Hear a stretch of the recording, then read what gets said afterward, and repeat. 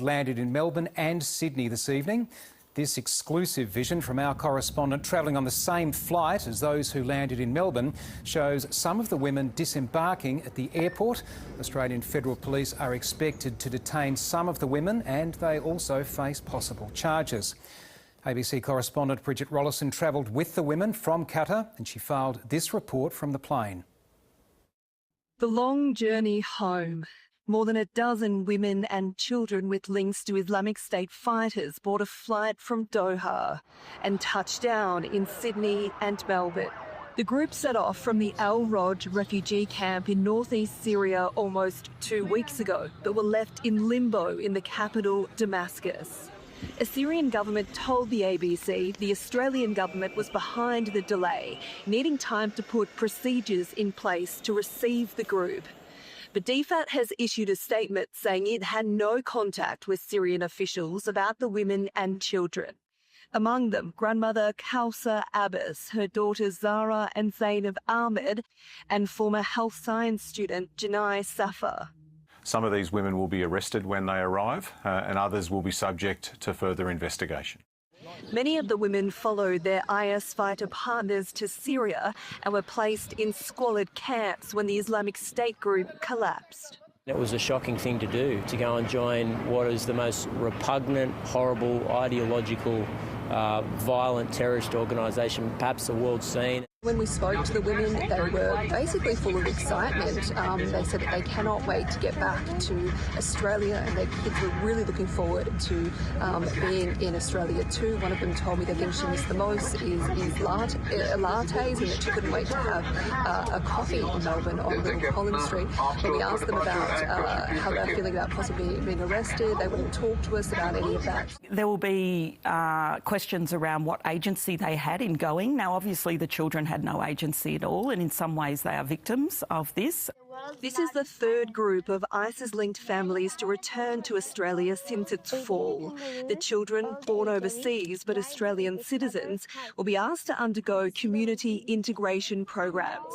If you take the right measures of rehabilitation and reintegration, it's very unlikely that these people will reoffend or become involved in terrorism.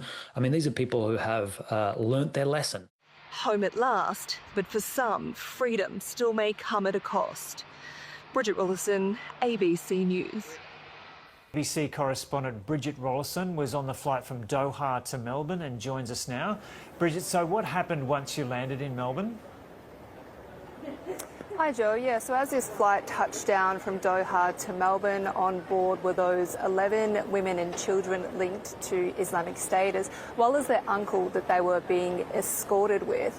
Now, as soon as that plane touched down, everyone else got off. I waited on to see what was going to happen with the women. We weren't sure if they were going to be arrested. That didn't happen on the plane. Instead, Border Force told me that they were raising concern that they saw cameras outside of the plane and wanted to wait until they had left. So essentially I was escorted off the plane because they were saying that they wanted all media off first.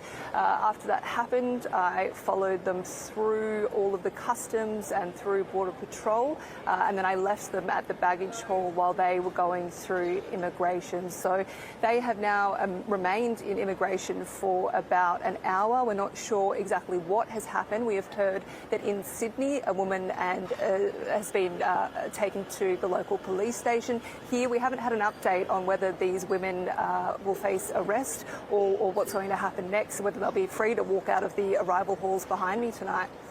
And Bridget, you were able to talk to some in the group before you left Doha. How were they feeling about the prospect of return, but also possible arrest?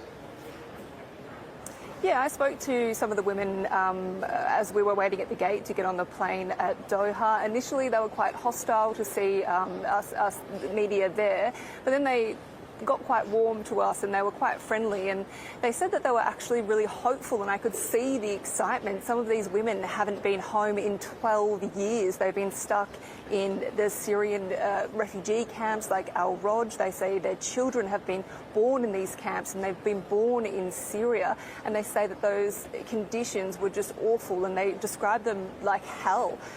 So they said that they're just so excited to bring their children back to Australia and also to to experience Australia again for themselves. One of the women I spoke to said that what she missed the most was coffee. She said she couldn't wait to get to Little Collins Street in Melbourne to have a coffee again. When I did actually ask them about the prospect of facing arrest, they actually told me that they are willing to take the hit, they said, for their children because they want to bring their children back to Australia, and they said they were just so relieved that they are now back in Australia. I did speak to them on the plane as well.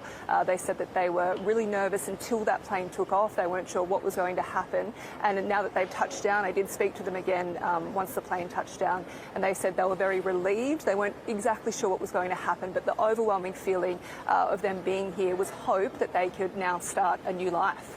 Okay, Bridget Rollison reporting there from Melbourne. Joining ISIS is set to face court in Sydney. She is one of 3 women who were arrested after a group, which included 9 children, flew back into Sydney and Melbourne last night, more than 6 years after being taken into refugee camps in Syria. Extremism experts say authorities face an uphill battle reintegrating the cohort back into the Australian community. Our correspondent Bridget Rollison was on the same flight as the families flying into Melbourne last night and joins us now. Bridget, good morning. Good morning. Good to see you.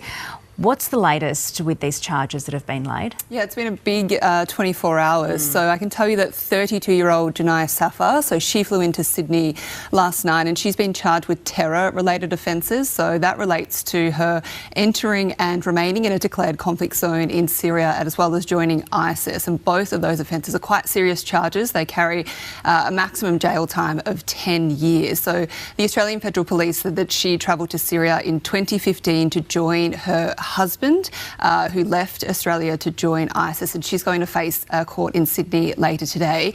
In Melbourne, where I was, 2 women were arrested last night at the airport. So that is 53-year-old Kausar Abbas and her daughter, who is 31-year-old Zainab Ahmed.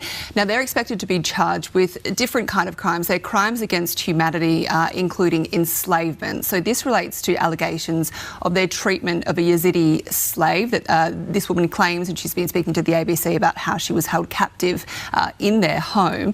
Now, when we got into Melbourne last night, I was on the plane with them, obviously. We basically waited on the plane to see what was going to happen. We didn't know if they were going to be arrested on the plane, if the police were going to come on the plane. That didn't happen. So basically, I waited until they got off. They were kind of refusing to get off while media was still on there. And then I followed them through the airport into customs, and they remained in immigration, and I was kind of pushed out. And then they were there for about 3 hours, where 2 of them were taken into custody, and the rest of the group, about the group of a dozen, were then taken out to the arrivals hall, and they were meted by a huge media scrum, and then it got quite physical. They had a group of about a dozen men in black suits of their supporters who came out to usher them out, and then they were taken into a white minivan before they left. But yeah, they were carrying their children out, and it got a bit physical at times there before they then left to try and start to rebuild their lives. But as I was talking to them on the plane about this possibility of facing arrest, they told me that they were willing to take the hit, and they were expecting this just so that their children could come to Australia and be safe after spending so long in Syria. You've had a couple of big days. Were they quite open to talking to you on the flight? Yeah, so I met them first at Doha Airport, and when I was trying to find these women, I actually heard them before I saw them, because they have such thick Australian accents, even though they have actually been in Syria, some of them for 12 years. They were initially a bit hostile when I approached them. I don't think they were expecting to see media at the airport, but they actually quickly warmed and became quite friendly, and I could just tell how excited they were to finally be back in Australia, and the fact that this is actually happening, because it's been a few false starts. They tried to leave the camp in February, but they were turned around on the road because they didn't coordinate properly with the Syrian government. The main thing that they were saying to me was really this overwhelming hope of finally getting their children back home to Australia. They said that this has been awful conditions living in this Al Roj refugee camp. The Australian government has described the conditions there as squalid, and they told me that they really feared for their kids' safety in those camps, and they said it was living like hell. So they were just really relieved to finally be touching down in Melbourne, and hopefully they said that they can start to rebuild their lives. We actually had Wi-Fi on the plane, and I could see them constantly looking for updates of what was happening in terms of their story and their situation. And then when they learned that some of them were going to be arrested, they were actually quite calm, and I talked to them about that, and they said that they were prepared for that, and they were prepared for what's to come, and they were just basically just so relieved and so happy to be finally getting back to Australia. But looking ahead now, there are still 21 Australians that remain in that refugee camp in Syria. They all want to come home. They're all Australian citizens with Australian passports. And I can tell you from the supporters I've spoken to that they will be travelling back to Damascus in the next week or two to try to bring those Australians